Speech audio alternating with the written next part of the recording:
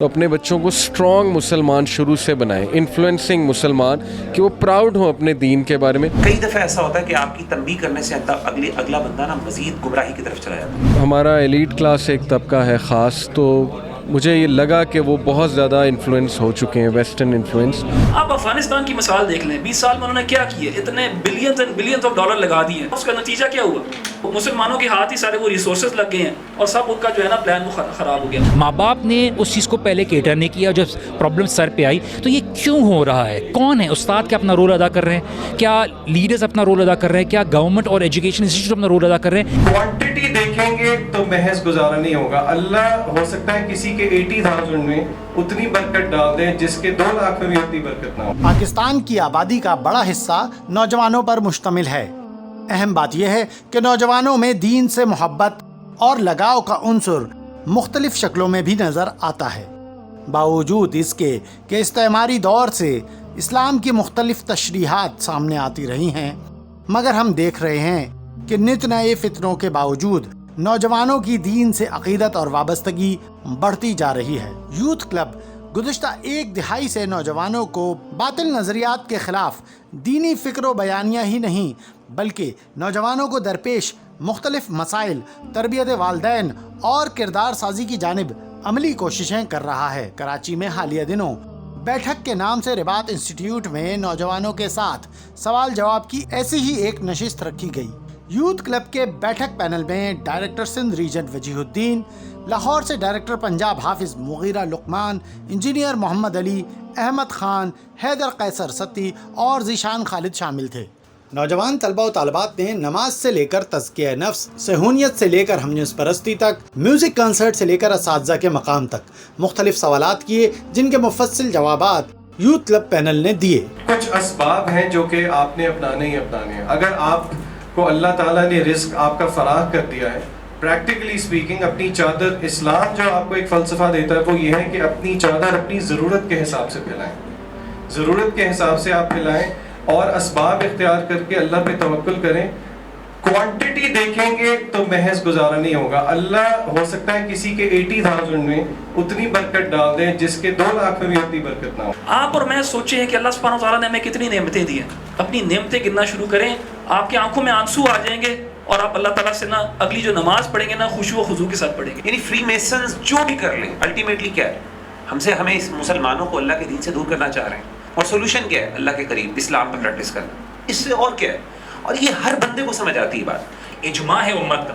آج 1450 سال یا 1400 سال پلس کے بعد کوئی آ کے اگر بندہ یہ بات کہتا ہے کہ فلاں نے جو ساری دین کو سمجھا ہے وہ غلط ہے، آج میں آپ کو بتاؤں گا کہ آیت کیا ہے، اس کا جھوٹے ہونے سے بڑا، اس سے بڑا کوئی ثبوت نہیں ہے۔ پرسنلی آپ کی کیپیسٹی میں جتنے لوگوں کو ایجوکیٹ کرنا ہے، اور یاد رکھیں ایٹ دی اینڈ قرآن مجید ایک اصول بتاتا ہے، انک لا تہدی من احببت۔ آپ کا کام وما علینا الا البلاغ المبین، اپنا کام کیجئے، دل پھیرنا اللہ کے ہاں۔ کئی دفعہ ایسا ہوتا ہے کہ آپ کی تنبیہ کرنے سے اگلا بندہ نا مزید گمراہی کی طرف چلا جاتا ہے۔ امام ابن قیم رحمہ اللہ تعالیٰ نے فرماتے ہیں کہ انکار المنکر اگر بڑے منکر کی طرف لے جائے نا تو انکار المنکر جائز نہیں۔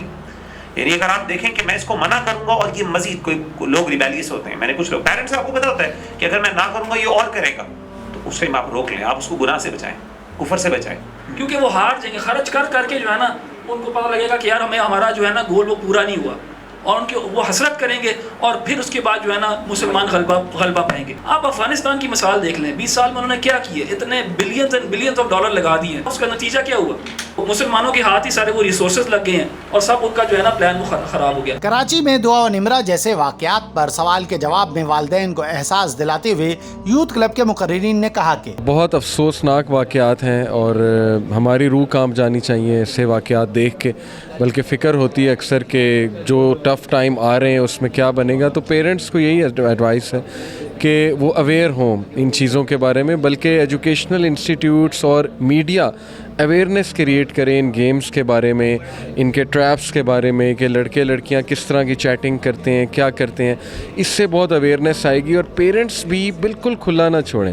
بل گیٹس کو دیکھ لیں, کہتا ہے 14 سال کے کم عمر بچے کو موبائل میں نہیں دوں گا. یہ اس نے بل گیٹس نے کہا کہ میں ریکمینڈ نہیں کرتا.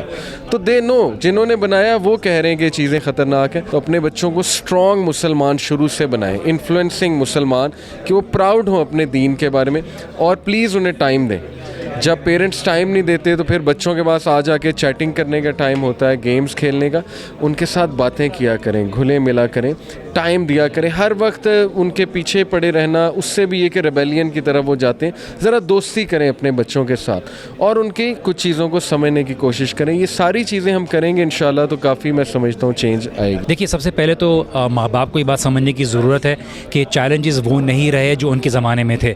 آج ہم بچوں کو اپنی نا سمجھی میں ہم ان کو کیا کیا دکھاتے ہیں, ان کے اندر وہ خواہشات, ان کے اندر وہ تجربے, ان کے اندر وہ ڈیزائرز پیدا کرتے ہیں کہ وہ ان ایکسپیرینسز کو جو ہے ٹرائی کرنے کی کوشش کریں. محبت ماں باپ سے نہیں مل رہی ہوتی. آپ یوزلی ان کیسز میں دیکھیے کہ ماں باپ کی طرف سے کنیکٹیوٹی کا ایشو ہے. یہ ہمت جاگی کہ وہ گھر سے بھاگ جائے. ماں باپ نے اس چیز کو پہلے کیٹر نہیں کیا, جب پرابلم سر پہ آئی تو یہ کیوں ہو رہا ہے, کون ہے استاد, کیا اپنا رول ادا کر رہے ہیں, کیا لیڈرز اپنا رول ادا کر رہے ہیں, کیا گورنمنٹ اور ایجوکیشن انسٹیٹیوٹ اپنا رول ادا کر رہے ہیں. ان چیزوں کو بہتر طریقے سے دیکھنے کی ضرورت ہے. اگر ہم نے نہیں دیکھا تو دیکھیے یہ ڈیٹیوریٹ ہوتا رہے گا, یہ معاملہ بگڑتا رہے گا. یوتھ کلب نے اپنے ملک گیر دورے پر تاثرات بتاتے ہوئے کہا کہ جو ماشاءاللہ ہمارا مڈل کلاس طبقہ ہے نا, اس میں تو مجھے ابھی تک وہ اقدار نظر آئے, دین پسند ہی ہیں الحمدللہ, which is really a good sign.